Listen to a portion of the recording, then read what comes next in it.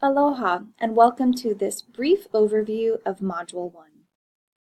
Believe it or not, there's lots of different skills and support that students need as online learners.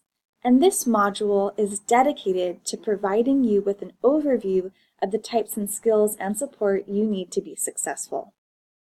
Part A particularly looks at your support and the different components and types of support you need to succeed as an online student. Part B looks at organizing for success.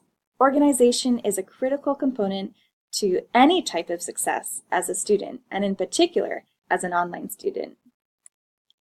In Part C, we look at study skills and study habits, and how these study skills and study habits might differ from face-to-face courses.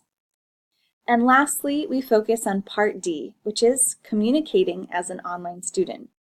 Not surprisingly, the way that you communicate with your faculty or your classmates will look a little bit different in an online classroom as compared to a face-to-face classroom. We hope that this module helps you in developing and building your skills as an online student. Mahalo!